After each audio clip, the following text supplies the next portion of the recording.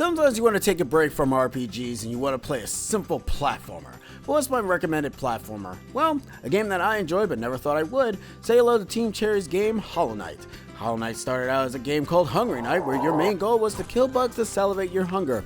Both developers Eric Gibson and Willem Peelen went out of their way to take their previously made game Hungry Knight and make it a better game by using the concept from their first game to create Hollow Knight. Throughout the journey of hollowness, you will explore and find out the secrets of yourself and the affection of the area. It's time for us to take a look at Hollow Knight for the many systems and consoles that is released on. Let's begin.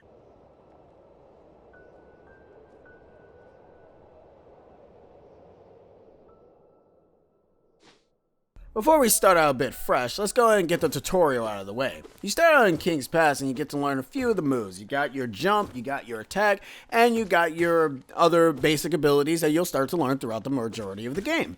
It's a nice starting area since players will be unfamiliar with the nice controls when they first start. The biggest thing the team wanted to get right was the nice controls, and in my opinion, he controls pretty alright. The Knight mostly controls similar to games like Mega Man X and Metroid in my opinion. Once you get out of King's Pass, you end up in the main hub known as Dirtmouth, and this area will be the basic hub world where you'll end up going back and forth and gathering items, sit on benches, and what have you. Benches act as this main source of checkpoints and healing stations. Think of them as the game's bonfire from Dark Souls. If you end up sitting on them, enemies will respawn, and you will also be able to equip different kind of abilities. Except don't be thinking that you're going to be boosting up stats and whatnot. You can't really do that in this game. You can get some info by speaking to a few bugs, and by a few I mean two, and you can end up heading down to your first area, Crossroads. Here's where your journey fully starts. You have a choice if you want to go right or if you want to go left. That's right, Hollow Knight is a Metroid-style game, so I hope you love getting lost because on your first playthrough you will be. But don't worry, your map guide bug here, Cornifer, will hand you a map for a few geos. Unlike Metroid, you don't get health by killing enemies, but you get geos, which is this game's currency. The only way to heal yourself, of course, is by using benches, as I said before, and or using your soul gauge. You see, as you hit enemies with your nail, your gauge fills up, and once you have enough, shown by the pure white glow, you can use it to heal. But there are other ways to use it, more on that later. As you travel through Crossroads, chances are you're going to encounter your first or second boss, Gru's mother or the False Knight. You have to go through both paths since past Gru's mother you will find a bug named Sly who was slowly succumbing to the infection, but thanks to the Knight, he comes too.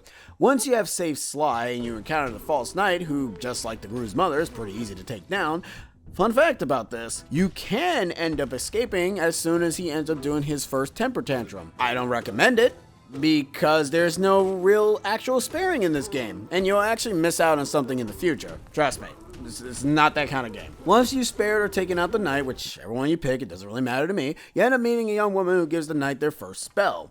Spells are ways for the Knight to defend themselves without using their nail. Remember how I said there are other ways of using your souls? Well, here they are. Spells are very powerful and can be enhanced by using charms. As you're traveling all over Hollowness, chances are you will find charms. There are some you can buy with geos, but if you want the super most awesome powerful charms, you have to go out of your way for them.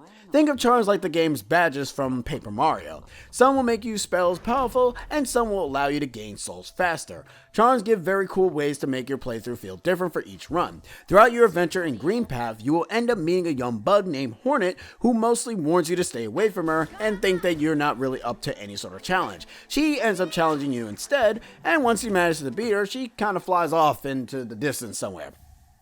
Once you've proven yourself, 3 big bugs talk about you to stop and leave it all behind or any of that other nonsense. And these 3 bugs are the 3 seals of the gate near Crossroad. You see, during the beginning, there was a tribe known as the Moth Tribe. The higher leader, known as the Radiance, hated the people of the Void and is the cause of the infection. This is the reason why most, if not all, the bugs are attacking you. The Radiance and her people had the ability to enter bugs' dreams, and since the Radiance is the cause of the infection, she can also plague the dreams of bugs as well, causing them to become hostile.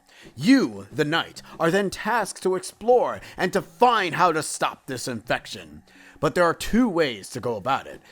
You know, now I'm saying that probably ends up summing up 90% of the story of Hollow Knight. Hollow Knight is a very condensed story, and it more so focuses on lore than anything else. Moving on. After you manage to defeat Hornet and you get the dash ability, your next stop is the Mantis Village. The Mantis sisters and their people are hostile to the knight, but not because they're infected. In fact, they're not really infected at all. To be fair, the reason how you can tell this is because when you're slapping them and killing them, they actually die in a white flash instead of a bunch of orange goo that you end up seeing in most previous enemies. It's a nice attention to detail, and that's something they didn't really have to do. It's a nice little story building and telling you, hey, this guy's infected, but these people, they're not infected at all. They're pretty kino. Once you've proven yourself in battle, they will respect you, and none of the enemies in that Mantis area will ever attack you again, unless you attack them first. I mean, to be fair, it's kind of respectful for them to bow to you, but if you're an asshole and you decide to slap them first, they're gonna slap you back. Once you've gotten the Mantis Claw, you can end up heading to the City of Tears, and for its namesake, as always, it's literally always raining. Here you will meet Hornet again, but also you'll see the statue of the Hollow Knight. Hornet is mostly looking out, but also seeing if the knight can prove and stop the infection that's surrounding all of Hollowness. At this point, the game diverges into multiple pathways. You're unable to go right because you lack the capabilities of jumping higher. So now it is your choice, the player, of which direction you want to go. There are many pathways for you to be able to get to the end of the game, but depending on what you do, you might end up going in a different route. My route is a little bit different, so I'm going to be mostly talking about the path I took rather than the path that you should take. Either or, it doesn't really matter. This route I like to think is the route of me doing randomizers a bunch of times in the Steam version, so that's kind of the reason as to why this route is more fluid for me, or much more flowing, I guess. After speaking to Hornet, the knight heads to the top of the City of Tears to reach the Soul Sanctum, where they confront with the Soul Master, who proceeds to take you down. After defeating him, we try to obtain a new spell, but not before a final effort from the Soul Master. He breaks out and tries to finish us off. With a few nail slaps, he's defeated, and we get our new spell, Desolate Dive. I should mention before that your nail kind of sucks in this game when you first start, but if you go to the City of Tears over to the left side, you end up meeting a nailsmith who will end up upgrading your nail for some ores or for some geos as well. In all honesty, you might want to do that because you're going to need it. Trust me. You can trust me. Trust me. You can. After you have obtained 1,800 geos, you have the capabilities of buying the lantern from Sly. You need this lantern or else you cannot get to the Crystal Cave. In an older patch of the game, you can actually access the Crystal Cave without the need of the lantern. But they fixed that because they found out that, hey, your secret's breaking. You can't do that. You gotta actually do stuff in the game. Stop cheating. And then they did that, and it's sad because speedrunners be poo-poo. And if you want to speedrun game, you have to be back at update. I don't know why I'm talking like that. Anyways, moving on. It's amazing how much the Crystal Cave looks compared to the fact that these are bugs, and bugs manage to create systems like this. It's weird, but then again, we're in a city filled with bugs that has cities and rain and everything else in it. It's kind of crazy how much bugs can build a civilization when humans are not involved. It's kind of nuts. In the Crystal Cave, you end up obtaining the Crystal Dash. After you've obtained the Crystal Dash, you end up heading down to the next area known as the Resting Ground. It won't tell you the name of the area because you're actually not supposed to be there in that general direction. But once you end up going through the Resting Ground, you end up finding yourself in the Dream World thanks to the 3 Dream Warriors who ends up putting you in a dream prison. The Moth ends up helping you out, known as the Seer, ends up giving you not only the Dream Nail, but also ends up helping you get out of this dream prison. The Dream Nail is essentially the main gimmick, or I should say the main item in Hollow Knight. Considering the fact that the reason as to why the bugs are going poo-poo crazy, you need this Dream Nail to access a few of their dreams. And you will be doing that. You need to collect Soul Essence to be able to get the fully awakened Dream Nail and to be able to get to the true ending. You can ignore the 1,800 Essence and just go after the 3 Dream Warriors. I'm going to just tell you this right now. The ending, the basic ending is nothing. Like, if you go out of your way for it, you're not going to really enjoy yourself. It's going to be a very short game. But the Dream Nail is not only ability to end up accessing dreams. It also allows you to fight things known as the Dream Warriors or fighting the previous beaten bosses. You see, if you may have noticed that the Soul Master body was still on the ground. Well, if you go back with the Dream Nail, there's a bit of dream essence that starts to spew out of his body. If you Dream Nail him, you end up fighting a much stronger version of him known as the Soul Tyrant. These are known as the Dream Bosses. Dream Bosses are basically the same exact type of boss except much more difficult. They're faster, they maybe hit harder, and they can just be quite annoying. The False Knight, being slow guy himself when you first fought him, is actually friggin' fast and can do 2 damage even when you touch him or if you get hit. So that's great. And there are also a bunch of other soul bosses that you can fight, and they're pretty interesting. And I kind of recommend it, because the thing is that if you want to get 1,800 essence super quick, fighting these dream bosses is probably your best bet. They end up netting you a certain amount of dream essence, and you can end up using that to your advantage to be able to get to the end of the game a lot faster. But anyways, now that you have the Dream Nail and you also know what your goal is, it's time to end up heading down to the sewers to end up meeting the Dung Defender. You need to defeat the Dung Defender if you want to get the Easement tier, because the Dung Defender is the one that is stopping the water that is kind of like overflowing in the area where the Easement tier is at. I don't really understand how that works, but hey, you need to defeat him to be able to get the Easement tier is essentially what I'm trying to say.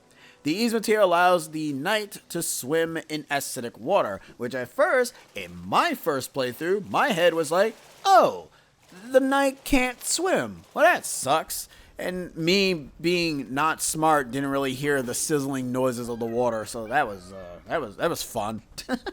Once you get through the sewers, you can end up heading into the middle pathway that you crystal dash across to end up heading to the ancient basin. Here you will obtain the double jump after fighting one of your own, the Lost Kin. A boss battle that might take the player the first time to defeat because of the fact that he is pretty difficult and is not really a slouch when it comes to their attacks. It's pretty crazy how easily that you can get beaten just by getting stepped on a lot by them. One of the biggest things I can end up saying that I like about the Ancient Basin is probably the overall soundtrack. Christopher Larkin does a very good job of implementing both ambience and tension.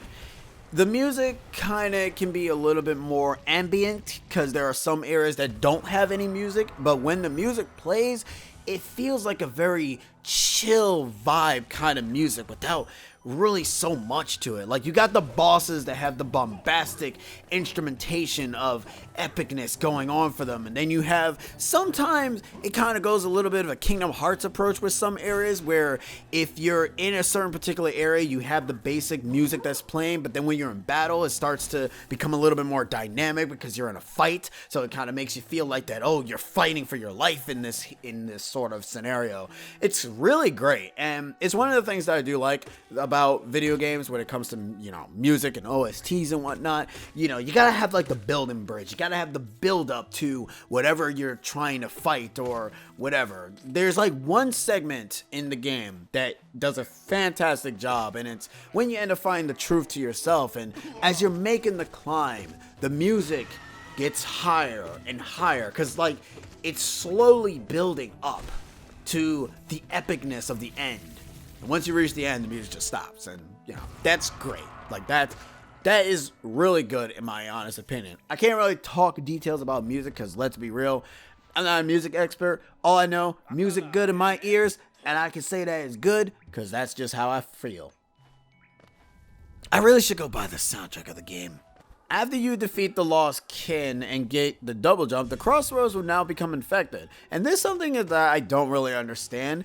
When you defeat one of the three dreamers, you have the Crossroads be infected, but for whatever reason, when you defeat the Lost Kin and get the double jump, for some reason the infection reaches Crossroad, and I don't know how it reaches there in all things considering, but hey, if the infection manages to get literally from one area to the next, then I guess it's possible for it to spew out all the way into an area that seems a lot more farther away than to expected. I don't know. I feel that that's a bit weird considering the fact it makes more sense for the black egg, which is the seal that the three dreamers are sealing, would leak out more if you defeat one of the dreamers, but hey, I didn't make the game. They made the game. They did what they want to do. I'm gonna just let it rock and just let them do whatever they want. Anyways, once you've gotten the double jump, you will once again meet Hornet, but this time you'll meet her in Kingdom's Edge. This is kind of where the fight, or I should say the visuals of the game, kind of gets a bit distracting. This is kind of one of the most hardest Hornet fights in the game, and the reason why I find it the most hardest Hornet fight in the game is mainly because of the background. They have smoke coming out constantly, so if your eyes are not perfect, or if you're not playing on the PC, it's a bit difficult to see her little spike attacks, I have to say. And you can potentially die like a lot, because you might end up getting hit accidentally, or you just might end up getting hit by Hornet herself. It's pretty insane and very, very annoying. The environments of Hollow Knight can be both wonderful, but it can also be annoying to look at, and distracting, I should say. But that's besides the point. Once you are marked by the King's brand, the next thing you can do is go after the 3 dreamers. The first is in the deep darkest of Deep Nest. The second is on top of the City of Tears Tower, guarded by 6 beetles.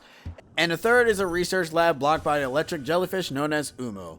I will warn you now, really don't expect any sort of actual boss battles with these guys, because I really don't know why. You don't really fight them. You just slap them and you absorb them and boom, you're done. That's it. You don't fight them at all. You're not gonna have any sort of epic clash, considering the fact that these are the guys that end up saying, ooh, leave it behind, don't do anything, get trapped in prison, you silly knight. And I'm just like, and now you guys are not going to even fight us. Okay, whatever. Fun fact, the one in Deep Nest is actually Hornet's mother. Hence the reason why most of Hornet's moves all have like webbings and whatnot, because she's also part spider. I know it's weird because she obviously is she's related to you and to the siblings that are down below in the ancient basin. So it's kind of interesting that she is also part spider. But hey, what can you do? But once you manage to end up defeating the 3 dreamers, if that is what you choose to do, there's one part that you need to figure out next, which is to obtain 2 white fragments. One that's in the Queen's Garden, and the other that is in some other area that you can't get to until you have all the essence or have unlocked the full power of the Dream Nail. When you're in the Queen's Garden, you will end up meeting the Mantis sisters' brother, the Mantis Lord. A cool, nice little detail. If you manage to save Cloth, who you end up meeting the first time in the Fungal Waste, and you end up saving her in the Ancient Basin, she'll shout out in a very battle-like roar. And then she'll basically say, hey, I'm going to help you if you ever need help. The only place that she comes to help you in is, funny enough, the area where you fight the Mantis Lord. She ends up helping you fight off most of the mantises there, and when you're fighting the boss, she also helps you there too. It's a nice detail, but something that is very easily missed. It makes the boss fight a little bit easier to do, but it also ends up making a little bit of a storytelling, because when the boss dies, she dies as well. And it's really cool to see this set piece, because, you know, you can miss this, mind you. Like, you can definitely miss this. You'll never know that she's in the Ancient Basin, because I don't know if she tells you, because you can also meet her in Deep Nest, but in my playthrough, I already knew to go to the Ancient Basin to go rescue her, so that way she can come help me with the Mantis Lord. But the thing is that if you do the Ancient Basin part first, you're not going to meet her in Deep Nest, where she's in one bench where she basically is saying that she's terrified and she's scared and she can't do anything because, you know, she doesn't want to go inside an area that's dank and dark. I mean, I don't blame her, to be honest. But once you have defeated the Mantis Lord, you end up meeting the Queen, who ends up giving you the first of the white fragments. After that, you need to go after the second piece. And where's that second piece? Well, that awakening of the Dream Nail seems pretty nice right now, don't it? Well, once you end up going to the Seer and unlocking the full power of the Dream Nail, there's one night near the Ancient Basin where you Dream Nail him and you'll end up back into the past. This is known as the White Palace, and this is one of the hardest areas in the game for 2 reasons. One, I never mentioned the fact that every time you end up getting hit by spikes, falling in acid, or anything of that sort of juncture, you get reset, your position gets resetted. And that's not good for you because the majority of the White Palace consists of a lot of reset positioning points. And if you want the true ending of the game, you have to go through this area. No ifs or ands or buts about it. You have to go through this area no matter what. And the second thing is patience. If you have no patience for this area, you're not getting the true ending. There are a lot of frustrating moments that can happen in this place, especially if you're a masochist and decide to do the Path of Pain, which I did on a stream from a long ways back. It took forever, it was long, but it was doable because the game actually is pretty nice with resources or healing resources stations, and they kind of give you like an infinite one to allow you to always refill your soul so you can just heal and just try again. But it's super difficult. It's really, really hard. But when you do it and you finish it, your reward is lore. That's it. That's it. That's all you're getting is lore. The only reason you do the Path of Pain is for lore. You know what? Now I can understand why people, always get kind of annoyed with FNAF. Because thinking on it now, Five Nights at Freddy's does that too. Where you have to play the hardest difficulty to get that sweet ass lore.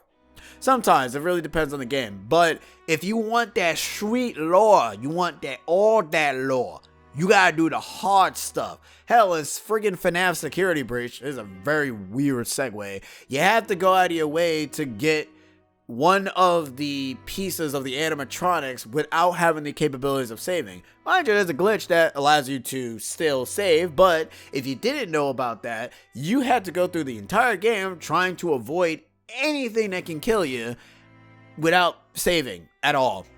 It's pretty difficult. And mind you, I don't even count that even to be the true ending because it's kind of contradicts most of the stuff that's in the game. But whatever. Moving on from that, once you manage to end up getting through 90% of the White Palace and have dusted off your frustration of getting killed by buzzsaws a million times, you finally end up meeting the king, which you slap a bunch of times to obtain the final fragment of the game. They fuse together to create the white soul known as the King's Soul. Taking the King's Soul, putting it on yourself, and heading to the ancient basin allows it to access the deeper part of the void. The void, or otherwise known as the abyss, is the place that you'll be exploring the first time you come here, but you'll be going over to the right instead of down. Because when you first come here, once you have the King's brand, there's not really much to do. First off, there's no music, and second off, you have your siblings that are trying to attack you. The siblings do 2 damage every single time, so you really don't want to get hurt. I think it's supposed to imply that they don't really consider you a shade, considering the fact that you're also moving, and the void characters are a bit angry at you. They don't like you. They want to kill you. When you end up obtaining the Shade Dash, it allows you to end up passing through Shade Void vents. And that's pretty much the only reason why you need the Shade Soul to begin with, is to be able to just do that. Because without it, you're not getting the white fragment from the Queen's Palace. But once you end up having the Soul Charm equipped, you can end up heading down deeper into the Abyss. And this is where you'll find out how the Hollow Knight was born and how you managed to came to be. I'm not sure if it's because the Hollow Knight that you play as decided to become rogue and just leave the Abyss themselves, because you find the Hollow Knight at the top, and that's the one that becomes the host to the infection in the Black Nest. I don't really know. It's kind of weird to really pretty much understand, but my understanding for that is that you are the Hollow Knight that went rogue, decided to go off on your journey yourself, and the Hollow Knight previously, before you, decided to end up sealing themselves inside the Black Egg and basically just stay there for like the majority of the game, concealing the infection. Unfortunately, it didn't really do a good job, considering the infection ends up leaking out 90% of all of Hollow Nest, so that's great. Once you end up going through that very wonderful cutscene that you play out yourself, you end up knowing the truth about yourself, and the soul of the king ends up turning into the Void Soul, which not only allows you to whack your shade in one hit, but it also ends up causing all the Void siblings to become docile, and they won't end up attacking you anymore. I never really talked about the Shade Soul as a whole because it's kind of a mechanic that you'll probably end up figuring out yourself. But to give a very quick synopsis, when you die, you end up having your soul come out and you have to go out of your way to reach it again. The only benefit, or I should say the negative effect of losing your soul, is that you have half a soul gauge and all your geos are gone. So if you decide to, for whatever reason, end up dying again, you lose your geos. That's it. That's the only thing you lose. And your soul gauge will never get restored. So you do have to go out of your way to find your shade or else you're in trouble. Luckily enough, there's a sound cue that ends up telling you where your shade is at, and also the map ends up telling you too. I don't really use the map that much because I usually already know where my shade is at every single time. Sometimes it's a bit inconsistent. There is a way to get your shade back without the need of finding it. If it's like in a very far away area that you have to go to, there are ways of getting it back. I didn't showcase that because I will be honest with you, I normally never use that system at all in the game. Like, I never use that system. I don't know why, I just don't. But before we get to the end of the game and talk about the final boss and whatnot, let's talk about the 2 DLCs that Team Cherry decided to give players when Hollow Knight was roaming around. You have first the Grim Troop, which the knight ends up undergoing some weird babysitting task that allows the Grim Child to grow after consuming 3 consecutive flames. After it consumes the flames, you'll have a dance with Grim, and by having a dance, meaning whacking him a bunch of times until he dies. And then the Grim Child will grow and become your familiar, become the most amazing familiar in the game. The next DLC is otherwise known as God Home. You like fighting all the bosses that you previously fought? You like fighting them with restrictions? You like the fights being more difficult? Well, God Home is for you. God Home ends up sporting the 4th ending of the game, if you so decide to go out of your way to do like everything, but it also ends up sporting 2 unique bosses that you can only find here. Other than that, there are some other unique boss types in here too, but I won't mention them because I feel that God Home is kind of one of those things that you want to do on your own. It's a nice, incredible test of your skills, or like a certain character from 14 says, a test of your reflexes, I will say. And trust me, it will test your mind, your remembrance, and among your patience too. Yo, God, your patience. God Home sucks. It's pretty difficult because there are some bosses that were changed for the worst. And by for the worst, I mean only one. Hell, I'm not even talking about the one that people find that's a meme at this point. No, the one I find difficult is the jellyfish one. I'm going to just talk about that real fast before I go ahead and go back to the ending of the story. This jellyfish mofo sucks for 2 reasons. His boss fight decides to change by you slapping his electric jellyfish bombs right back at him. And the reason why I say it sucks is because you can easily die in this fight. And if you decide to do the radiant one for whatever friggin' reason, because you want to test yourself, you're going to hate this fight. Don't have your familiars here. Sometimes they can help you, but sometimes they'll probably get you killed by accidentally hitting one of the jellyfish, because it only takes 1 hit for those bombs to come at you. And those bombs home in. Like, say if it goes across the screen in an open space, it will come back and dart right at you. And they do 2 damage, mind you. So that's never fun, like, at all. I don't like Umu or Uwu or whatever the hell this stupid jellyfish is called. Ugh, I hate it. Anyways, moving on. After you have suffered through both of those wonderful DLCs, you end up going to the final area, which is essentially the Black Egg. Here, Hornet will be of assistance to you, in the final portion, mind you, and you'll end up finding the Hollow Knight chained up.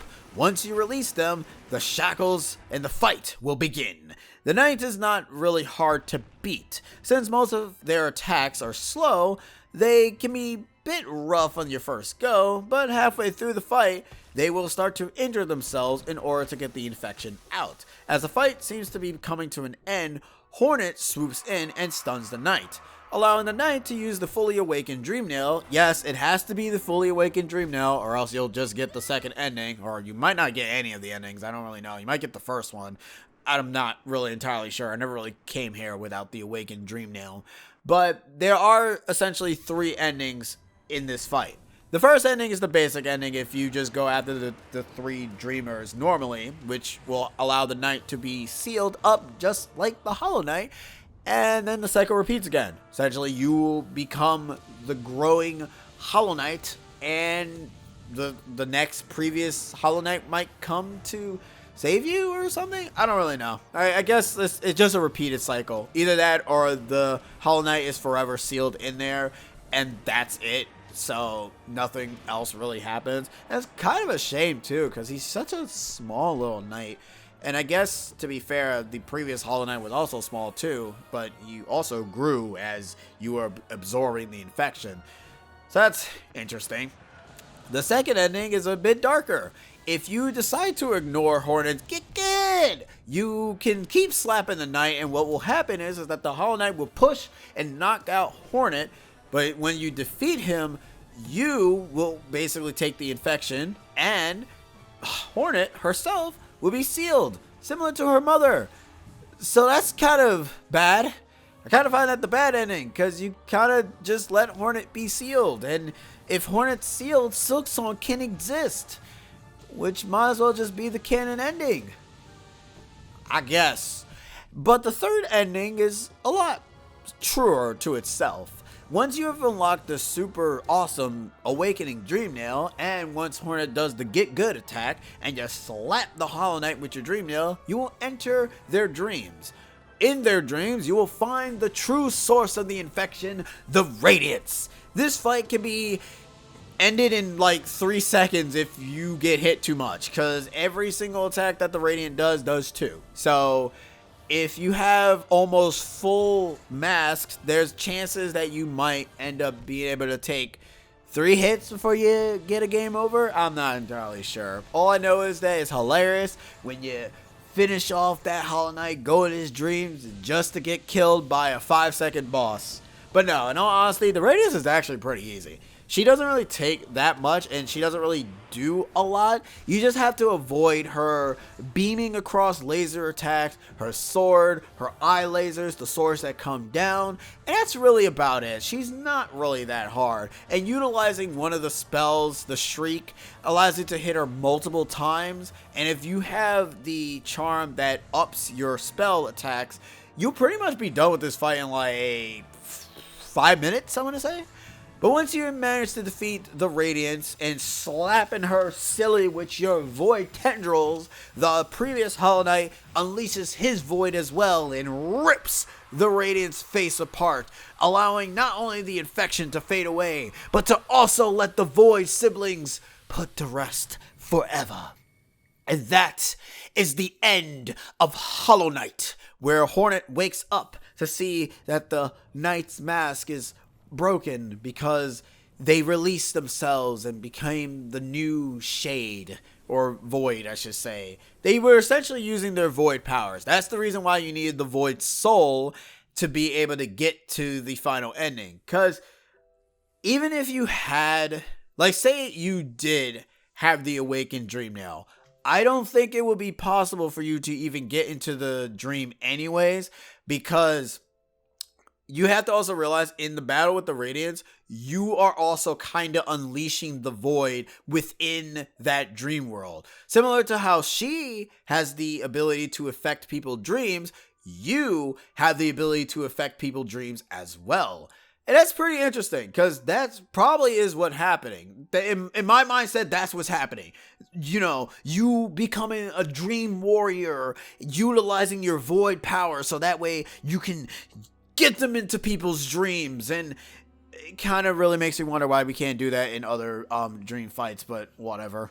Anyways, and that is actually the end of Hollow Knight as a whole. I probably didn't really go too much detail on it because, let's be real, the game is pretty long in itself, depending on how much you're doing, but it's a pretty nice experience. This was a game I didn't really think that I would end up enjoying, because it had like the soul-like mechanic, and it was pretty difficult. Like, it was a super hard game, to the point that I thought that I was not going to enjoy myself if I kept dying a bunch of times.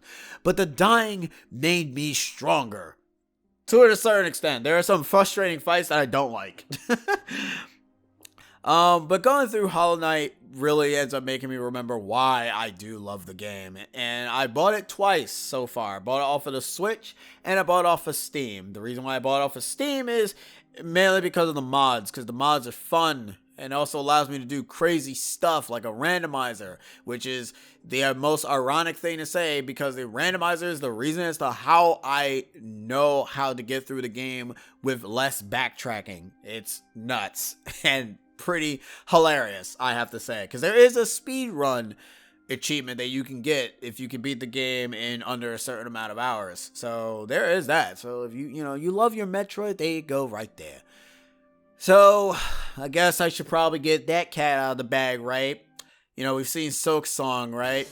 We've seen Hornet, right? Where's Silksong, Team Cherry?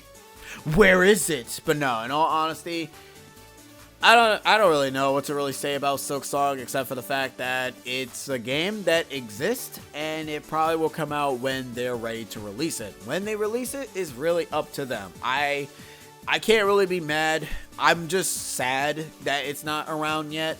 But that's really it. Like that's really all I can say, is that I'm just sad. I'm not gonna go ahead and say that, oh no, I can understand. No, I'm actually legit sad that I still haven't seen like any sort of information of Silksong, and I really do want the game. I can wait for them to finish developing the game, yes, but I would also kind of like a little bit of information, and that's kind of something that some people don't really understand, is that yes, you can say that, oh, they're developing it and everything, that you can wait and stuff, but there also comes a point where you kind of need to tell your audience that's potentially waiting for this game, what is the development process of the game? Like, what is really happening with the development of the game? Like, is it canceled? Is it still happening? What is it? Like, it would be nice to just hear something, like just something. It doesn't really have to be much of anything. It just be a tweet that says, we are currently in the cups of making Silksong, and we have this to show you to show what our progress is. But there's nothing. We have no information at all. And that's kind of the part that mostly upsets me, because that's kind of like I don't know what to really think. Like, at this point, in my mind, I could just probably just say that it probably is not happening. But when it does happen, the excitement will still be there. But I don't know. Like, can I be excited for a game that took so long to show up? But then I'm also remembering during the Direct, when Chrono Cross was shown in the Direct, I was excited to see that. So maybe the excitement will still be there for Silksong, because Chrono Cross never got brought up like at all. It was always on the PlayStation. So it coming back is such a big relief that it's kind of insane. So I guess when Team Cherry decides to show us anything of Silksong related, I'll be looking forward to it. I don't really know what to really expect. All I know is that the bosses are going to be more dynamic and the combat is going to be more fluid than how it is in the previous game. That's all I really know. So, hey, if Team Cherry wants to release the game, once I end up releasing this video, that'd be ironic, wouldn't it? Like, that won't happen though. That'd be silly. Anyways, that is the end of this. It was kind of a little bit of a cluster to talk about, considering the fact that it was kind of a Metroid style game, and also considering the story is a bit lore based more so than in your face kind of story. So, like I said, there is a story, but the story is you to make the story, not for me, you, the player. So I recommend it. Buy it on Steam, buy it on Nintendo Switch, PlayStation 4, 5, Xbox One, whatever. Hollow Knight is a really wonderful game, and I think that every single person should at least try the game at least once. If it's not your cup of tea, then, well, I tried. But if it is, hey, give me a shout out. Tell Team Cherry that I promoted the game. Or not, I don't really know. Anyways, I've been Pika, and I'll be seeing you guys in the next Pika View. Until next time, have an electrifying day. See yas!